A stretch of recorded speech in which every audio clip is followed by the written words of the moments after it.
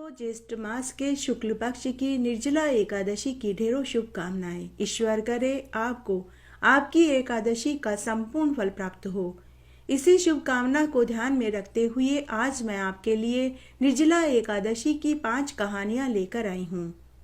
आइए पहली कहानी सुनते हैं। एक बार एक गांव में एक सास और बहू थी। बेटा परदेश कमाने गया हुआ था। दोनों सासू बहू अकेली रहती थी। वे दोनों बड़े ही प्रेम भाव से रहती थी। उनमें कभी भी काम को लेकर लड़ाई झगड़ा नहीं होता था।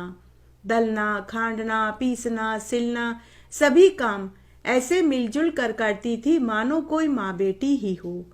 उनके बीच के स्नेह को देखकर सभी अड़ोसी पड़ोसी रिश्तेदार भी अचंभा करते थे।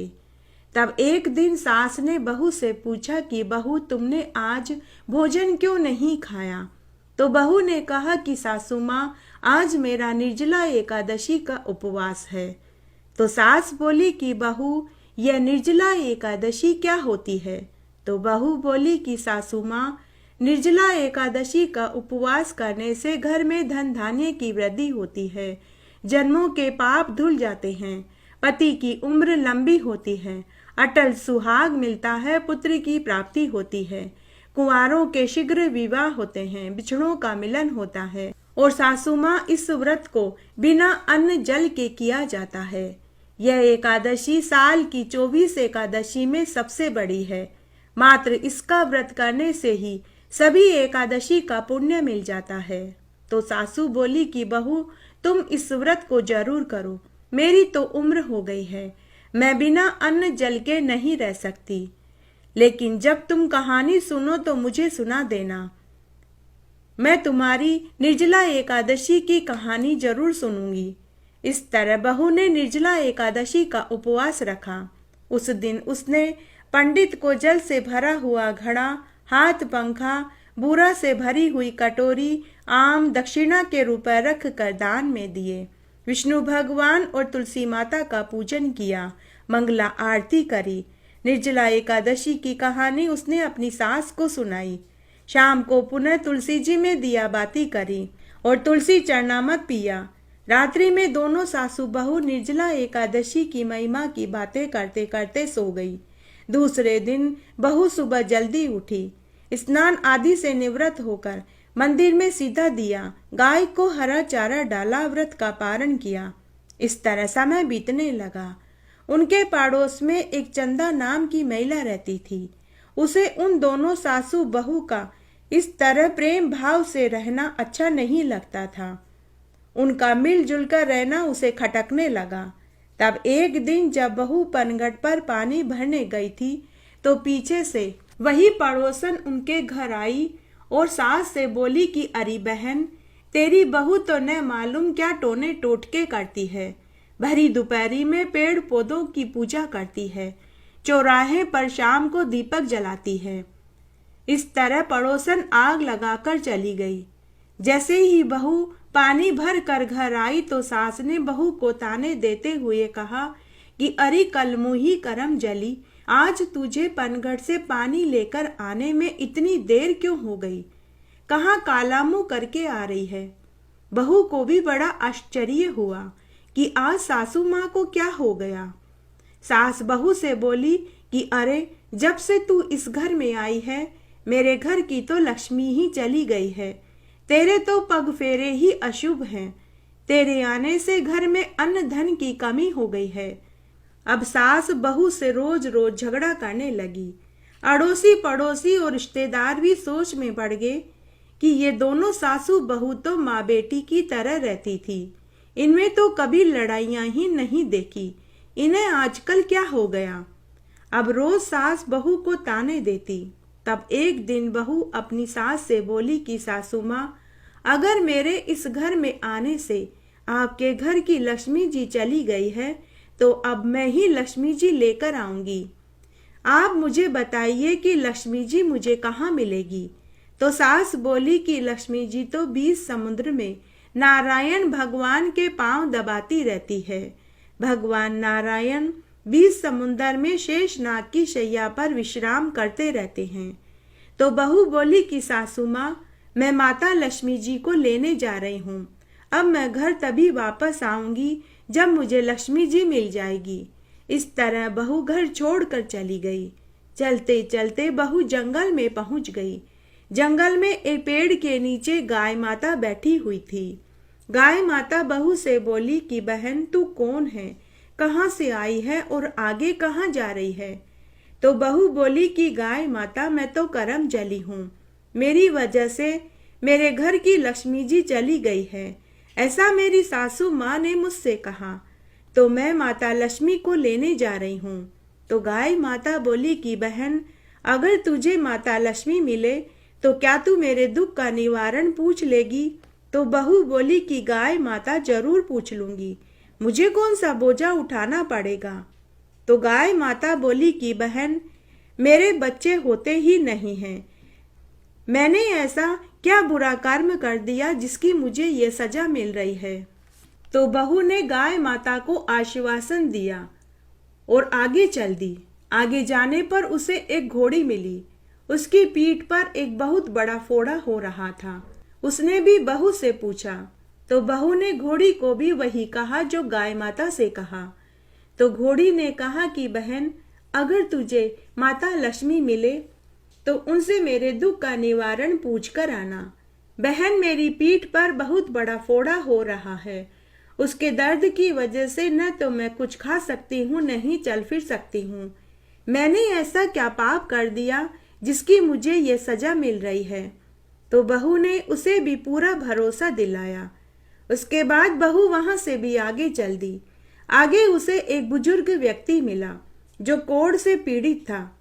उसने भी अपना सारा दुख माता लक्ष्मी से पूछने को बहू से कहा।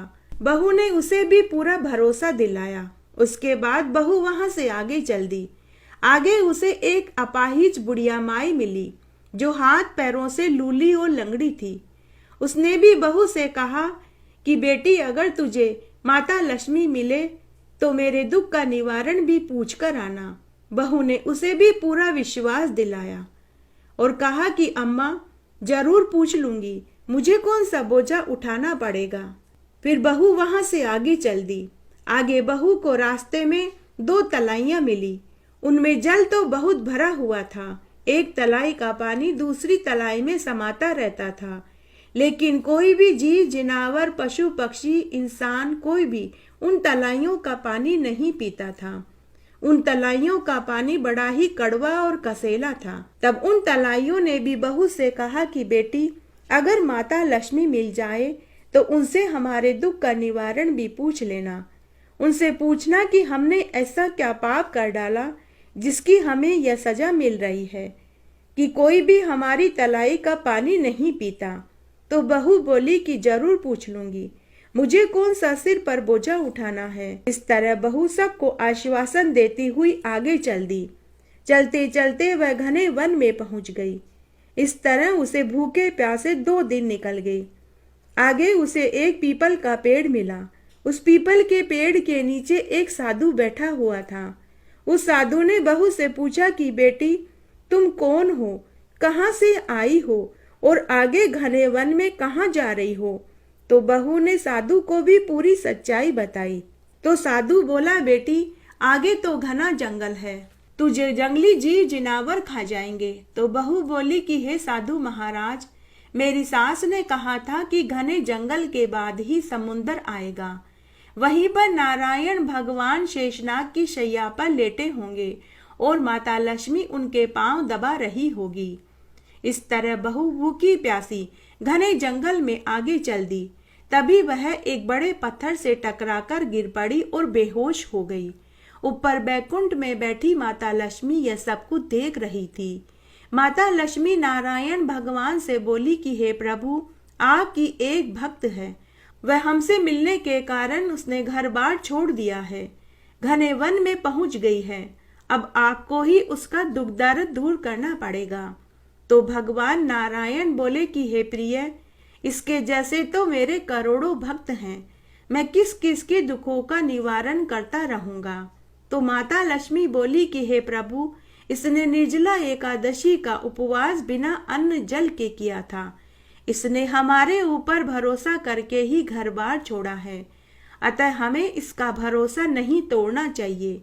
अगर ये घने वन में इसी तरह बेहोश पड़ी रही तो कोई जंगली जीव जिनावर इसे खा जाएगा या फिर सांप बिच्छू ही इसे डस लेंगे।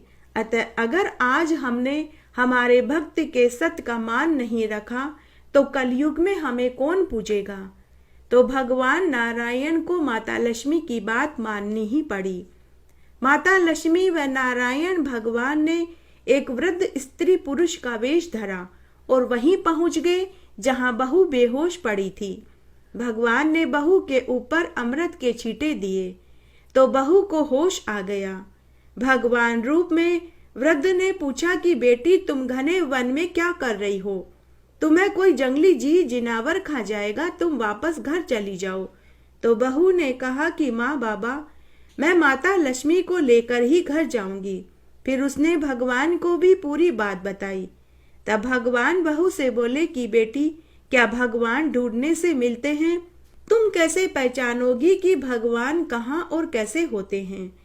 तो बहू बोली कि बाबा, मेरी सासू माँ ने मुझसे कहा था कि भगवान नारायण 20 समुंदर में शेषनाग की शैया पर लेटे रहते हैं और माता लक्ष्मी उनके पांव दबाती रहती है। बहू का जवाब सुनकर नारायण भगवान और माता लक्ष्मी मंद मंद मुस्कुराने लगे। तभी उन्होंने बहू को साक्षात दर्शन दिए। भगवान को साक्षात देखकर बहू उनके चरणों में गिर पड़ी और बहू बोली कि हे माता लक्ष्मी, आप मेरे साथ मेरे घर चलिए, मैं आपको लेने आई हूँ। तो माता लक्ष्मी बोली कि बेटी, तू घर वापस जा। मैंने तेरे घर में स्थायी वास तभी बना लिया था जिस दिन तूने निर्जला एकादशी का निराहार उपवास रखा था। जहाँ नारायण रहते हैं मैं वहीं रहती हूँ। तब भगवान बोले कि बेटी जा, तेरे सारे दुख दर्द अब दूर हो जाएंगे। तेरा घर सुंदर महल में बदल जाएगा। घर में अन्न धन के भंडार हो जाएंगे। तुझे 2 पुत्र होंगे और तेरा पति खूब धन कमा कर के बहुत जल्दी घर लौट आएगा और तुझे तेरी सास सोने के पलने में झूला झूलती हुई मिलेगी। तब बहू ने रास्ते में मिले सभी दुखी जनों के दुखों का निवारण पूछा। तब भगवान ने कहा कि बेटी, वह गाय अपने पूर्व जन्म के कर्मों का दुख भोग रही है। पूर्व जन्म में यह एक गुजरी थी। इसके पास दूध दही की कोई कमी नहीं थी, लेकिन फिर भी इसने अपने पोते पोतियों को 1 कप दूध पीने को नहीं दिया। वह अपने उसी जन्म की सजा भुगत रही है कि इस जन्म में यह बांझड़ली गाय बनी। बेटी, तू उसकी पीठ पर मेरी चरण धूलि लगा देना, उसके भी बच्चे होने लग जाएंगे। तब भगवान ने घोड़ी के बारे में बताया कि वह घोड़ी युद्ध मैदान में अपने मालिक को अकेले ही मरने को छोड़ भाग आई। उसे उसी का दंड भोगना पड़ रहा है। उस घोड़ी के भी तुम मेरी चरण धूलि लगा देना और उस घोड़ी के ऊपर एक बार तुम बैठ जाना, उसका भी फोड़ा ठीक हो जाएगा। उसके बाद भगवान ने कोढ़ी पुरुष के बारे में कहा कि वह कोढ़ी पुरुष पूर्व जन्म में एक ब्राह्मण था, लेकिन ब्राह्मण कुल में जन्म लेने के बाद भी उसने कभी भी मेरी पूजा पाठ नहीं करी, कभी भी राम का नाम नहीं लिया और नहीं कभी मंदिर की सीढ़ी तक चढ़ा, नहीं इसने मेरे कभी भजन गुनगुनाए। उसे उसी का दोष लग रहा है। बेटी, तू उस कोढ़ी के भी मेरी चरण धूलि लगा देना और उसके कान में एक बार राम राम बोल देना, उसका भी कोढ़ दूर हो जाएगा। फिर भगवान ने अपाहिज महिला के बारे में कहा कि वह अपाहिज महिला पूर्व जन्म में एक सेठानी थी। इसके पास आटा पीसने की एक चक्की थी, लेकिन इसने कभी भी किसी को चक्की पर दलना खांडना पीसना नहीं दिया। यह उसी दोष के कारण लूली लंगड़ी और अपाहिज पैदा हुई है। बेटी, उसे मेरी चरण धूलि पानी में डालकर पिला देना, उसका भी रोग दोष छूट जाएगा। फिर भगवान ने दोनों तलाइयों के बारे में बताया कि ये दोनों तलाइयां पूर्व जन्म में देवरानी जेठानी थी, हमेशा लड़ती झगड़ती रहती थी। इसी कारण इस जन्म में ये कड़वे पानी की तलाइयां बनी हैं। बेटी, तू उनकी तलाइयों का पानी पी लेना, उनकी तलाइयों का पानी अमृत के समान मीठा हो जाएगा। ऐसा कहकर भगवान बहू को ढेरों आशीर्वाद देकर अंतर्ध्यान हो गए। बहू ने भगवान को प्रणाम किया और चरण धुली, साड़ी के पल्लू में बांधकर घर की ओर चल दी तथा रास्ते में सभी के दुखों का निवारण करती गई। उसके बाद जब वह घर पहुंची तो उसने देखा कि उसके टूटे फूटे मकान की जगह सुंदर महल नुमा मकान खड़ा था। घर में अन्न धन के ढेर पड़े थे। सासू माँ सोने के पलने में झूला झूल रही थी। बहू ने सासू माँ के चरण छुए तो सास ने बहू को गले से लगा लिया। तब बहू अपनी सास से बोली कि सासू जी, मेरे जाने के बाद आपके घर में लक्ष्मी जी आ गई है। आप सच कहती थी, मैं ही करम जली हूँ। अब आप यहाँ आराम से रहिए, मैं ही चली जाती हूँ। अगर मैं यहाँ रहूंगी तो आपके घर की लक्ष्मी जी रुष्ट होकर चली जाएगी। तब सास अपनी बहू से बोली कि बेटी, यह सब कुछ तो तेरे निर्जला एकादशी का उपवास करने से हुआ है। यह सारा सुख तो तेरे ही साथ है। अब सास और बहू खुशी खुशी रहने लगी। कुछ दिनों के बाद बेटा भी परदेश से खूब सारा धन कमाकर लौट आया।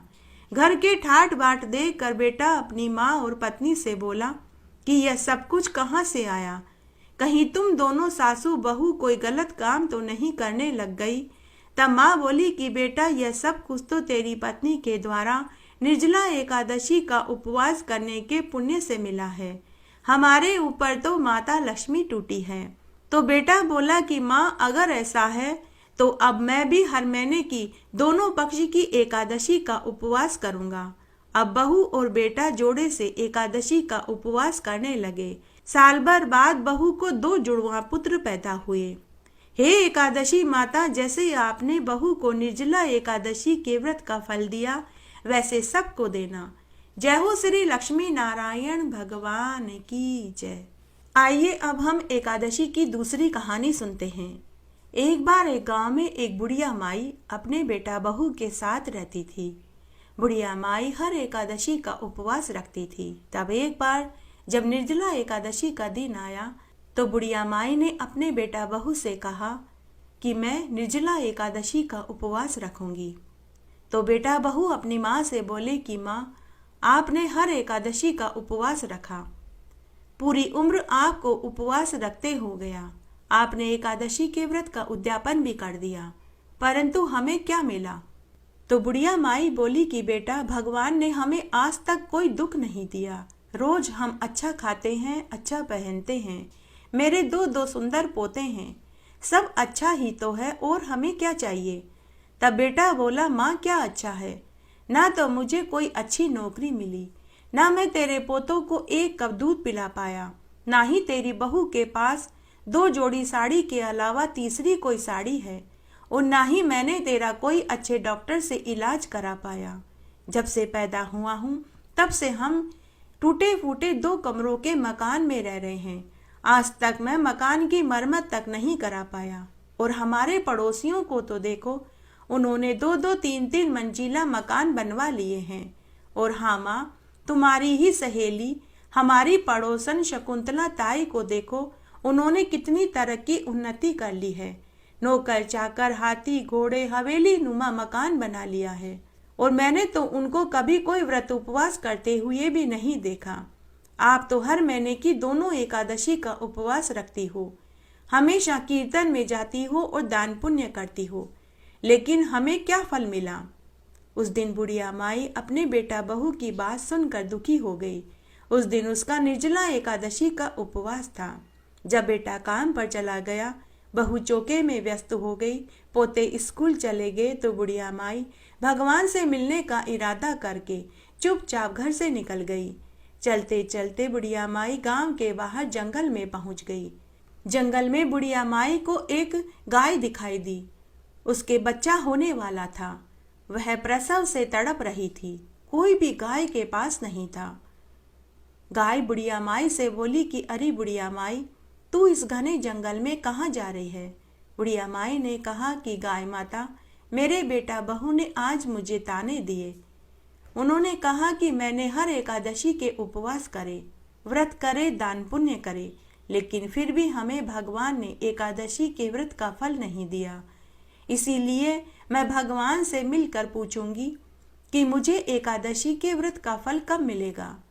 क्या मेरे व्रत उपवास में कोई त्रुटि रह गई है, जो मुझे अभी तक एकादशी के व्रत का फल नहीं मिला। तब गाय माता बुढ़िया माई से बोली कि अरे अम्मा, अगर तुझे भगवान मिल जाए तो मेरे दुख का निवारण भी पूछ लेना। मैं 2 दिन से प्रसव के लिए तड़प रही हूँ, लेकिन अभी तक भी मेरे बच्चा नहीं हो रहा है। मुझे बहुत प्रसव पीड़ा झेलनी पड़ रही है। तब बुढ़िया माई ने कहा कि जरूर पूछ लूंगी। उसके बाद बुढ़िया माई आगे चल दी। आगे जाने पर बुढ़िया माई को एक नाग मिला, जो खुद की ही कैंचुली में फंसा जा रहा था। वह जितना कैंचुली से निकलना चाहता, उतना ही वह कैंचुली में फंसता जा रहा था। जैसे ही उसने बुढ़िया माई को देखा तो वह नाग बुढ़िया माई से बोला कि अरे बुढ़िया माई, इतनी जल्दी जल्दी में कहाँ जा रही है। बुढ़िया ने कहा कि हे नाग देवता, मैं भगवान से मिलने जा रही हूँ, ताकि अपने दुखों का निवारण पूछ सकूं। तो नाग देवता बोले कि अरे माई, जब भगवान तुझे मिल जाए तो मेरे दुख का निवारण भी पूछ लेना। मैं 100 साल की उम्र पार कर चुका, मैं मरना चाहता हूँ। मैं न तो रेंग सकता हूँ, न ही करवट ले सकता हूँ, और न ही अपना पेट भरने के लिए शिकार कर सकता हूँ। मैं कई दिनों से भूखा प्यासा हूँ, मैं मरना चाहता हूँ। बुढ़िया माई, तुम भगवान से पूछना मेरी मुक्ति कब होगी। बुढ़िया माई ने कहा कि हे नाग देवता, अगर मुझे भगवान मिले तो मैं आपके दुख का निवारण भी पूछ लूंगी। उसके बाद बुढ़िया माई आगे चल दी। शाम होने वाली थी, आगे भयंकर जंगल था।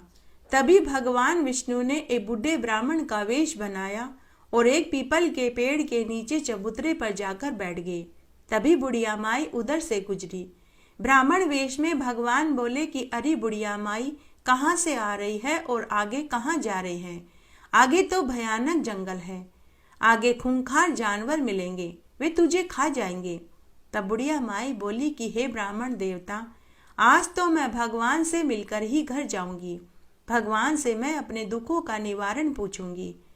तब ब्राह्मण वेश में भगवान बोले कि अरे बुढ़िया माई, अगर वास्तव में तुझे भगवान मिल गए तो क्या तू पहचान पाएगी।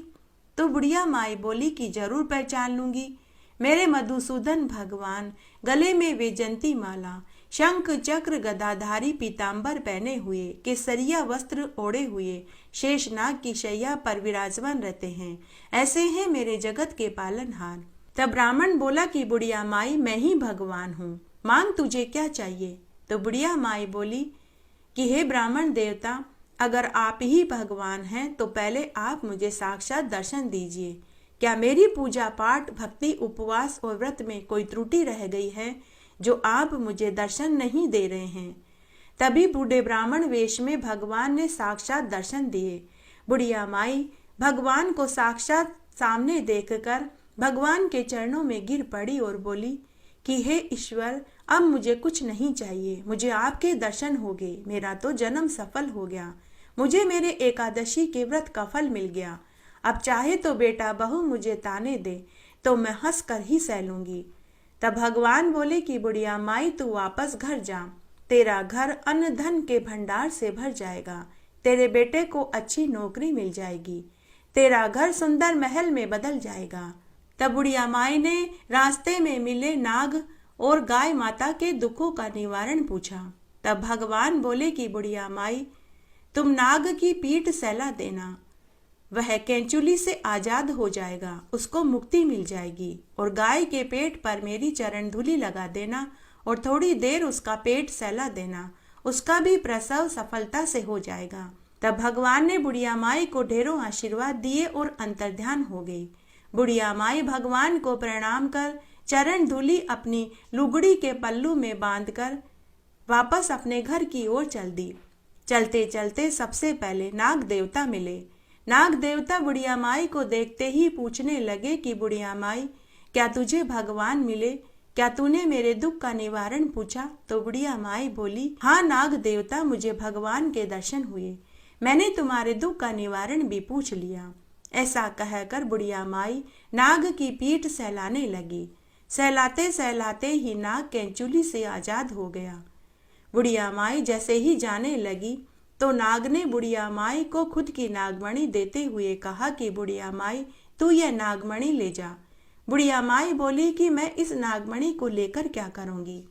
तो नाग देवता बोले कि बुढ़िया माई तू तो बड़ी ही भोली है, लोग तो इस नागमणि को पाने के लिए हमें मार तक देते हैं और तू नागमणि लेने से इनकार कर रही है। बुढ़िया माई, यह नागमणि तेरा जीवन बदल देगी। बुढ़िया माई, तूने मुझे मुक्ति दिलाई, मुझे नया जीवन दान दिया, मैं अपना यह कर्ज उतारना चाहता हूँ, तू यह नागमणि ले ले। तो इस नागमणि से जो भी चीज मांगेगी वही आ जाएगी, तेरी सारी गरीबी दूर हो जाएगी। लेकिन तू कभी लालच मत करना, धन का हमेशा सदुपयोग करना, गरीबों की मदद करना, अनाथ आश्रम खुलवाना, कुएं तालाब खुदवाना। जब तक तू धन का सदुपयोग करती रहेगी यह मणि तेरे पास रहेगी। जिस दिन भी तूने धन का लालच किया तो यह मणि अपने आप गायब हो जाएगी। बुढ़िया माई ने नाग देवता को धन्यवाद दिया और मणि को साड़ी के पल्लू में बांध लिया। तभी नाग को मुक्ति मिल गई। उसने दिव्य देह धारण करके बुढ़िया माई को आशीर्वाद देकर नागलोक में चला गया। उसके बाद बुढ़िया माई आगे चल दी। आगे जंगल में वही गाय बैठी हुई मिली। वह अभी भी प्रसव के दर्द से करा रही थी। बुढ़िया माई को देखते ही गाय ने बुढ़िया माई से पूछा कि अरे बुढ़िया माई, क्या तुझे भगवान के दर्शन हुए? क्या तूने मेरे दुख का निवारण पूछा? तो बुढ़िया माई ने गाय माता को भी हामी भरी। उसके बाद बुढ़िया माई ने भगवान की चरण धूलि गाय के पेट पर लगाई और धीरे धीरे गाय का पेट सहलाने लगी। सहलाते सहलाते बुढ़िया माई ने गाय को पूरी बात बताई जो भगवान ने कही थी। थोड़ी देर में गाय को एक बहुत सुंदर सफेद रंग की बाछी हुई। बुढ़िया माई वहीं बैठी रही जब तक कि जेल नहीं गिर गई। थोड़ी देर बाद बुढ़िया माई ने देखा कि गाय और गाय का बच्चा दोनों सुरक्षित थे। जैसे ही बुढ़िया माई घर जाने लगी तो गाय माता बुढ़िया माई से बोली कि अरे बुढ़िया माई, तू मुझे और मेरे बच्चे को अपने साथ तेरे घर ले चल, मैं तेरा ये उपकार का बदला चुकाना चाहती हूँ। बुढ़िया माई यह सुनकर बहुत खुश हुई। बुढ़िया माई ने गाय के बच्चे को गोद में उठा लिया। आगे आगे बुढ़िया माई, पीछे पीछे गाय चल रही थी। बुढ़िया जब खुद के गांव में खुद के मकान के पास आई तो उसने देखा कि वहां कि उसके टूटे फूटे मकान की जगह सुंदर महल नुमा मकान खड़ा था। अंदर उसके पोते खेल रहे थे। पोतों ने जैसे ही दादी को देखा तो वे चिल्लाने लगे और बोले कि माँ पापा, दादी आ गई, दादी आ गई। ऐसा सुनते ही बेटा बहू भाग कर घर से बाहर आए और माँ के चरणों में गिर पड़े और अपने कड़वे वचन की क्षमा मांगने लगे। बेटे ने अपनी माँ से कहा कि माँ, मुझे बहुत अच्छी सरकारी नौकरी मिल गई, हमारा घर सुंदर महल में बदल गया, यह सब कुछ तेरे निर्जला एकादशी के व्रत के प्रताप से हुआ है। तब माँ ने भी अपने साथ घटी सारी घटना बता दी। अब गाय का दूध पोतों को पीने के लिए मिलने लगा। नागमणि से बुढ़िया की गरीबी दूर हो गई। बुढ़िया माई अब गरीबों की मदद करने लगी। गांव में उसने जगह जगह कुएं, तालाब, धर्मशालाएं खुलवाई, गरीब लड़कियों के विवाह करवाए, अनाथ आश्रम, धर्मशालाएं और अस्पताल खुलवाए। इस तरह बुढ़िया इस जीवन का सुख भोग कर मरने के बाद विष्णुलोक को प्राप्त हुई। जय हो एकादशी माता की जय। एक बार एक गांव में एक ब्राह्मण अपने बेटा बहू के साथ रहता था। बेटे की नई नई शादी हुई थी। ब्राह्मण साल की 24 एकादशी का व्रत करता था। जब उसकी पत्नी जीवित थी तब दोनों करते थे, लेकिन पत्नी के मरने के बाद ब्राह्मण अकेला ही एकादशी का व्रत करता रहा। तब एक बार की बात है, एकादशी का दिन था। ब्राह्मण ने अपने बेटे की नई बहू से कहा कि बहू, मेरा कल एकादशी का उपवास है, तुम कल मुझे फलाहार दे देना। तब नई बहू अपने ससुर से बोली कि पिताजी, फल तो घर में नहीं है। तब ब्राह्मण बोला कि कोई बात नहीं, तुम मुझे दिन में 3 बार चाय बना कर के दे देना। तब दूसरे दिन एकादशी को ब्राह्मण ब्रह्ममुहूर्त में उठकर स्नान आदि करके विष्णु भगवान का पूजन करने लगा और विष्णु सहस्त्र नाम का पाठ करने लगा और विष्णु मंत्रों का जाप करने लगा। पूजा करने के बाद ब्राह्मण ने अपनी बहू से चाय मांगी। बहू चाय बनाने लगी। तभी पड़ोसन बातें करने के लिए नई बहू के पास आई और आवाज लगाने लगी, नई बहू ने पड़ोसन से कहा कि मैं अपने ससुर के लिए चाय बना रही हूँ। इस तरह पड़ोसन पूरे दिन में 4 बार आई। हर बार बहू चाय बनाते हुए मिली। दूसरे दिन जब नई बहू के ससुर व पति काम पर चले गए तो पड़ोसन आई और नई बहू से बोली कि बहू, कल जब मैं 4 बार आई तो तुम 4 बार ही काम कर रही थी। तो नई बहू बोली कि कल मेरे ससुर का एकादशी का उपवास था, घर में फल नहीं थे तो मैं अपने ससुर के लिए चाय बना कर के दे रही थी। बेचारे मेरे ससुर ने चाय के ऊपर ही एकादशी करी। तब पड़ोसन बोली कि तुम सारे दिन इस तरह काम करोगी तो बीमार पड़ जाओगी। ऐसा करना, अब जब एकादशी का दिन आए तो तुम उन्हें व्रत करने के लिए मना कर देना और चाय बनाने से भी इनकार कर देना। बहू बहुत सीधी थी, चालाक पड़ोसन की बातों का अर्थ न समझ पाई। इस तरह जब दोबारा एकादशी आई तो ससुर ने कहा कि नई बहू, आज मेरा एकादशी का उपवास है, अगर आज भी घर में फल न हो तो तुम मुझे 4 बार चाय बना कर के दे देना। तो बहू अपने ससुर से बोली कि पिताजी, मैं चाय बना कर के नहीं दूंगी, आप एकादशी का उपवास करना ही छोड़ दीजिए। तब ससुर बोला कि बहू, व्रत करना तो मैं नहीं छोड़ सकता। तो नई बहू बोली कि फिर आप एकादशी के पुण्य को बेच दीजिए। उस दिन ससुर अपनी नई बहू की बात सुनकर उदास हो गया और गमछा लेकर घर से निकल पड़ा। ब्राह्मण मन ही मन सोचने लगा कि न तो मैं एकादशी का उपवास करना छोड़ सकता हूँ और न ही एकादशी के पुण्य को बेच सकता हूँ, लेकिन बहू ने कहा है कि एकादशी का पुण्य बेच दो। दुखी मन से ब्राह्मण जोर जोर से आवाज लगाने लगा कि कोई मेरी एकादशी के पुण्य को खरीद लो, कोई मेरे एकादशी के पुण्य को खरीद लो। इस तरह से सुबह से दोपहर हो गई। ब्राह्मण आवाज लगाते लगाते राजा की गली में पहुंच गया और उस गली में जाकर आवाज लगाने लगा। जिस गली में राजा का महल था, राजा रानी झरोके में बैठे हुए थे। ब्राह्मण की आवाज सुनी तो राजा रानी ने दासी को भेजकर ब्राह्मण को महल में बुलवाया। जैसे ही ब्राह्मण महल में आया तो रानी ने पूछा कि हे ब्राह्मण देव, आप जरूर किसी परेशानी में हो जो एकादशी के पुण्य को बेच रहे हो। तब ब्राह्मण ने पूरी बात बताई। तब राजा ने कहा कि हे ब्राह्मण देव, हम तुम्हारी एकादशी के पुण्य को खरीद लेंगे। हम तुम्हारे वजन के सोने चांदी के सिक्के इसके बदले में देने को तैयार हैं। ऐसा करो, तुम तराजू के एक पलड़े में बैठ जाओ, दूसरे पलड़े में हम सोने चांदी के सिक्के रख कर तोल देंगे और उस धन को तुम ले जाना, तभी हम एकादशी के पुण्य को खरीदेंगे। तब वह ब्राह्मण बोला कि मुझे तराजू में बैठने की क्या जरूरत है, मेरा ये गमछा ही बहुत है। तब तराजू के एक पलड़े में उस बुजुर्ग ब्राह्मण ने गमछा रख दिया। तब दूसरे पलड़े में राजा रानी के आदेश से उनके सेवक चांदी और सोने के सिक्के रखने लगे, लेकिन गमछे वाला पलड़ा टस से मस भी नहीं हुआ।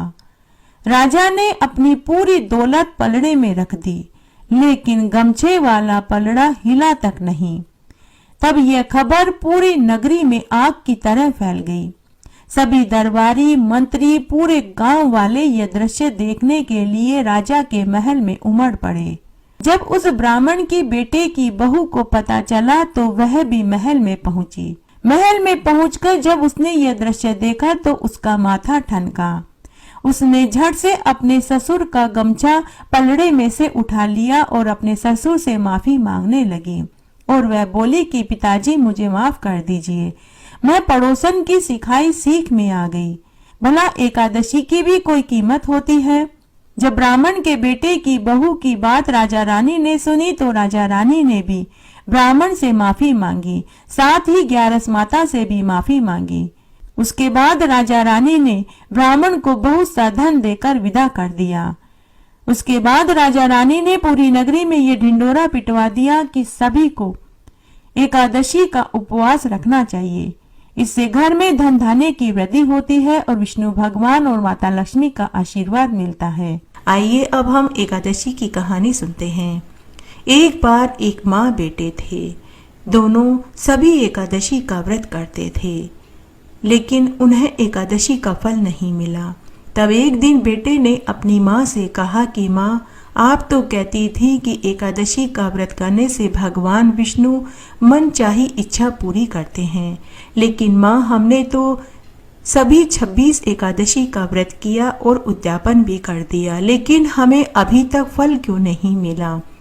तो माँ ने कहा कि बेटा, एक न एक दिन फल भी मिल जाएगा। लेकिन बेटे ने कहा कि माँ, मैं भगवान से मिलने के लिए जा रहा हूँ। मैं भगवान से मिलकर पूछूंगा कि हमें एकादशी के व्रत का फल कब मिलेगा। माँ ने अपने बेटे को बहुत समझाया, लेकिन बेटा नहीं माना। रास्ते की रोटी लेकर घर से निकल पड़ा। चलते चलते बहुत दूर जंगल के बाहर निकल गया तो दूसरा गांव आ गया। वहां उसे एक सेठ मिला। वह सेठ दुखी और उदास बैठा हुआ था। सेठ ने जब बुढ़िया के बेटे को जल्दी जल्दी जाते हुए देखा तो सेठ ने बुढ़िया के बेटे से पूछा कि बेटे, तुम इतनी जल्दी जल्दी कहाँ जा रहे हो और कहाँ से आए हो। तब बुढ़िया के बेटे ने कहा कि सेठ जी, मैंने और मेरी माँ ने सभी एकादशी का व्रत करा, लेकिन हमें एकादशी के व्रत का फल नहीं मिला। तो मैं भगवान से मिलने के लिए जा रहा हूँ। मैं भगवान से मिलकर पूछूंगा कि हमें 11 का फल कब मिलेगा। तो वह सेठ बोला कि बेटा, तू मेरी समस्या का निवारण भी भगवान से पूछ कर आना। बेटा, मेरे 3 लड़के हैं। मैं उन सभी के लिए 3 मंजिला मकान बनवा रहा हूँ, लेकिन जैसे ही छत डलती है मकान भर भरा कर गिर जाता है। बेटा, मैंने ऐसा कौन सा पाप कर दिया जिसकी वजह से मैं अपने बेटों के लिए मकान ही नहीं बनवा पा रहा हूँ। अगर तुम्हें भगवान मिल जाए तो तुम मेरी समस्या का निवारण भी पूछ लेना। बुढ़िया के बेटे ने कहा कि सेठ जी, जरूर पूछ लूंगा। उसके बाद बुढ़िया का बेटा आगे चल दिया। आगे जब गया तो एक घने जंगल में उसे एक सांप मिला जिसकी पूंछ में आग लगी हुई थी। बुढ़िया के बेटे ने झट से मिट्टी डालकर सांप की पूंछ में से आग बुझा दी। आग बुझते ही सर्प क्रोधित हो गया और फन फैला करके बैठ गया और बुढ़िया के बेटे से बोला कि अरे, अब मैं तुझे खाऊंगा। लड़का बोला कि भलाई का जमाना ही नहीं है। मैंने तो तुम्हारी पूंछ में से आग बुझाई है और तुम मुझे ही खाना चाहते हो। तो सर्प बोला कि मैं 100 साल का बुजुर्ग बुढ़ा बीमार सर्प हूँ। मैं रेंग भी नहीं सकता, नहीं मैं अपना पेट भरने के लिए शिकार कर सकता हूँ। मैं खुद ही मरने के लिए जा रहा था ताकि मुझे मुक्ति मिल सके, लेकिन तुमने मुझे बचा करके अच्छा नहीं किया। तब बुढ़िया के बेटे ने कहा कि हे सर्प देवता, मैं भगवान से मिलने के लिए जा रहा हूँ। जब मैं भगवान से मिलकर वापस आ जाऊं तो तुम मुझे खा जाना। तब सर्प ने कहा कि अगर तुम भगवान से मिलने के लिए जा रहे हो तो मेरे दुख का निवारण भी पूछ कर आना। तुम भगवान से पूछना कि मेरी मृत्यु कब होगी, मुझे कब मुक्ति मिलेगी। तब बुढ़िया के बेटे ने सर्प से कहा कि हे सर्प देवता, मैं आपके दुख का निवारण भी भगवान से पूछ लूंगा। उसके बाद बुढ़िया का बेटा आगे चल दिया। आगे जाने पर उसे एक विशाल नदी मिली। जैसे ही बुढ़िया का बेटा नदी पार करने के लिए नदी में छलांग लगाया और नदी में तैरने लगा, तभी एक मगरमच्छ ने उसकी टांग पकड़ ली और मगरमच्छ बोला कि मैं तुझे खाऊंगा। बुढ़िया के बेटे ने कहा कि हे मगरमच्छ भाई, आप मुझे मत खाइए, मैं भगवान से मिलने के लिए जा रहा हूँ। जब मैं भगवान से मिलकर आ जाऊं तो तुम मुझे खा जाना। तब मगरमच्छ ने कहा कि मैं तुझे एक शर्त पर छोड़ सकता हूँ। अगर तुम मेरे दुख का निवारण भगवान से पूछ कर आओ तो मैं तुझे नहीं खाऊंगा। बुढ़िया के बेटे ने कहा कि अगर मुझे भगवान मिल गए तो मैं तुम्हारे दुख का निवारण भी पूछ लूंगा। तब मगरमच्छ ने कहा कि मैं जल में रहता हूँ, जल में खाता हूँ, फिर भी मेरा गला हमेशा जलता रहता है। मेरे गले में हमेशा जलन रहती है, मेरी प्यास कभी नहीं मिटती। तब बुढ़िया का बेटा बोला कि मैं भगवान से आपके दुख का निवारण भी पूछ लूंगा। इस तरह वह आगे चल दिया। चलते चलते एक नीम के पेड़ के नीचे बुढ़िया के बेटे को एक ब्राह्मण बैठा हुआ मिला। वह ब्राह्मण बुढ़िया के बेटे से बोला कि अरे भाई, तू कहाँ से आया है और अब तू कहाँ जा रहा है। बुढ़िया का बेटा बोला, हे ब्राह्मण देवता, मैं भगवान विष्णु से मिलने के लिए जा रहा हूँ। मैं उनसे मिलकर पूछूंगा कि मैंने और मेरी माँ ने सभी 26 एकादशी का व्रत किया और उद्यापन किया, लेकिन हमें एकादशी के व्रत का फल अभी तक नहीं मिला। हमें एकादशी के व्रत का फल कब मिलेगा? मैं यही भगवान से मिलकर पूछने के लिए जा रहा हूँ। तब वह ब्राह्मण बोला कि अरे, तू भगवान को कैसे पहचानेगा? तब वह लड़का बोला कि मैं उन्हें जरूर पहचान लूंगा। तभी वह ब्राह्मण भगवान विष्णु के साक्षात रूप में प्रकट हो गए। बुढ़िया का बेटा भगवान के चरणों में गिर पड़ा और भगवान के चरण पकड़कर रोने लगा और बोला कि हे भगवान, मैंने और मेरी माँ ने सभी एकादशी का व्रत किया और उद्यापन भी कर दिया, लेकिन हमें एकादशी के व्रत का फल अभी तक क्यों नहीं मिला? क्या हमारे व्रत में और उद्यापन में कोई त्रुटि रह गई है? कृपा करके आप हमें बताइए। तब भगवान बोले कि हे पुत्र, तू वापस घर जा। तेरी काकी के एक कन्या पैदा होगी, तू उससे पूछना, वही तुझे बताएगी कि तुझे एकादशी के व्रत का फल कब मिलेगा। तब बुढ़िया के बेटे ने रास्ते में जो दुखी लोग मिले थे उनके दुख का निवारण पूछा। तब भगवान ने कहा कि मगरमच्छ पूर्व जन्म में एक ज्ञानी विद्वान पंडित था, लेकिन उसने अपना ज्ञान, अपनी विद्या बांटी नहीं, इसीलिए उसके गले में जलन हो रही है। वह अपने पूर्व जन्म के पाप का फल भोग रहा है। ऐसा करना, तू उसका ज्ञान सुन लेना, उसके गले की जलन खत्म हो जाएगी और उसको मुक्ति मिल जाएगी।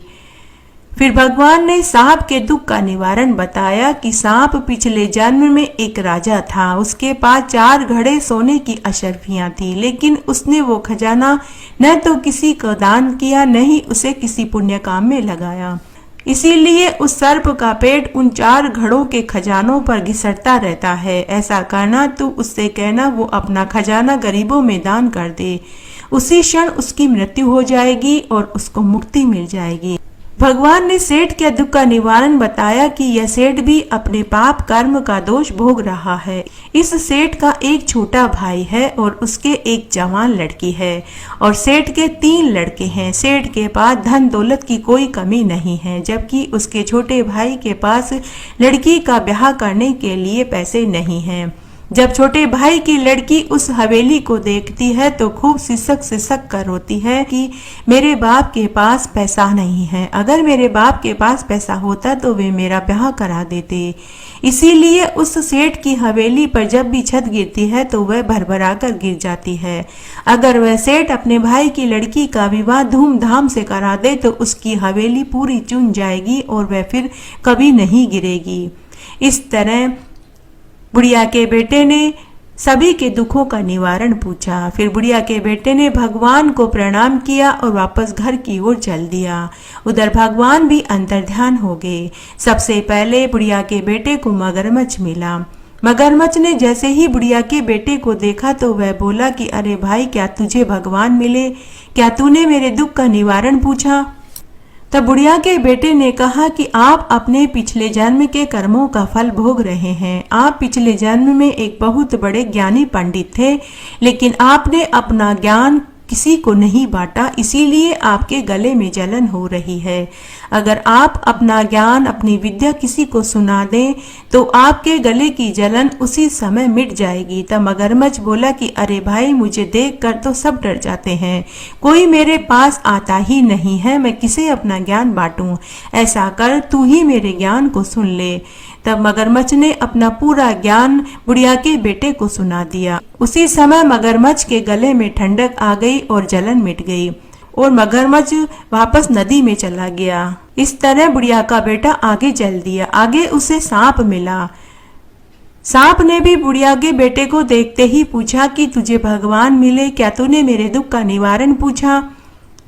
तब बुढ़िया के बेटे ने सर्प से कहा कि हे सर्प देवता, मैंने भगवान के दर्शन किए और मेरे दुख का निवारण भी हो गया और मैं आपके दुख का निवारण भी भगवान से पूछ कर आया हूँ। हे सर्प देवता, आप पूर्व जन्म में एक राजा थे। आपके पास 4 घड़े भरे हुए सोने का खजाना था। आपने न तो उस धन का दान किया, न ही उस धन को किसी पुण्य कार्य में लगाया। इसीलिए आपका पेट उन 4 घड़ों से भरे हुए खजाने के ऊपर घिसटता रहता है। भगवान ने कहा है कि आप अपना ये 4 घड़े से भरा हुआ धन किसी को गरीब को दान कर देंगे तो उसी क्षण आपकी मुक्ति हो जाएगी। तब सांप भी वही बोला जो मगरमच्छ बोला। सांप ने कहा कि अरे भाई, मुझे देखकर कोई मेरे पास आता ही नहीं है, सब मुझसे डर कर भाग जाते हैं। ऐसा करो, इस खजाने को तुम ही ले लो। तब सर्प देवता ने उस खजाने को बुढ़िया के बेटे को सौंप दिया। उसी क्षण सांप की भी मृत्यु हो गई और उसे मुक्ति मिल गई। बुढ़िया का बेटा ज्ञान और धन लेकर आगे चल दिया। आगे जाने पर उसे वही सेठ मिला। सेठ ने भी बुढ़िया के बेटे से पूछा कि अरे भाई, क्या तुझे भगवान मिले? क्या तूने मेरे दुख का निवारण पूछा? तब बुढ़िया के बेटे ने सेठ से कहा कि सेठ जी, मुझे भगवान के दर्शन हुए और मैं आपके दुख का निवारण भी पूछ कर आया हूँ। भगवान ने कहा है कि आपका एक छोटा भाई है और उसकी एक जवान कुंवारी लड़की है। आप अपने छोटे भाई की लड़की का विवाह धूमधाम से करवा दीजिए।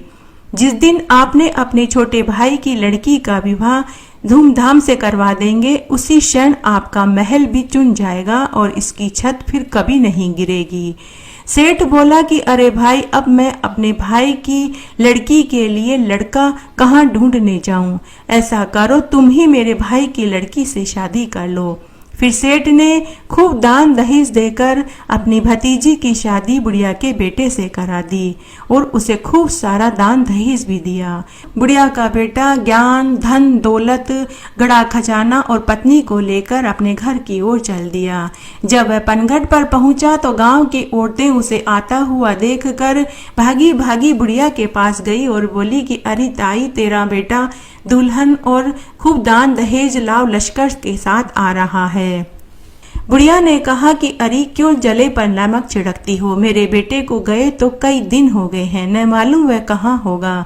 तभी उसने सामने से बेटा बहू को आते हुए देखा तो झट से बुढ़िया आरती की थाली लेकर आई और बेटे बहू की आरती करी और उसे घर में लिया और खूब मंगल गीत गाए गए। उनका घर अन्न धन के भंडार से भर गया। थोड़ी देर बाद बेटा अपनी माँ से बोला कि माँ, काकी के लड़की हुई है ना? माँ ने कहा कि बेटा, तुझे कैसे मालूम हुआ? तब बुढ़िया का बेटा बोला कि माँ, पूरी बात मैं तुझे बाद में बताऊंगा, मैं पहले काकी की लड़की से मिलकर आता हूँ। बुढ़िया का बेटा उसी क्षण काकी के घर पहुंच गया और उसकी 3 दिन की लड़की से पूछने लगा कि अरे मेरी प्यारी बहन, बता मुझे एकादशी का फल कब मिलेगा? तभी वहां आकाशवाणी हुई। आकाशवाणी ने कहा कि अरे भाई, तुझे विद्या मिली, धन मिला, पत्नी मिली और अब भी तू पूछता है कि तुझे एकादशी का फल कब मिलेगा? बुढ़िया का बेटा मंद मंद मुस्कुराने लगा और वह अपनी बहन और काकी से मिलकर वापस अपने घर आया और घर आकर उसने अपनी माँ को पूरी बात बताई। जय हो एकादशी भगवान की। इस कथा को सुनने का फल सबको मिले, कहानी कहने वाले को, सुनने वाले को और हुक्कारा भरने वाले को।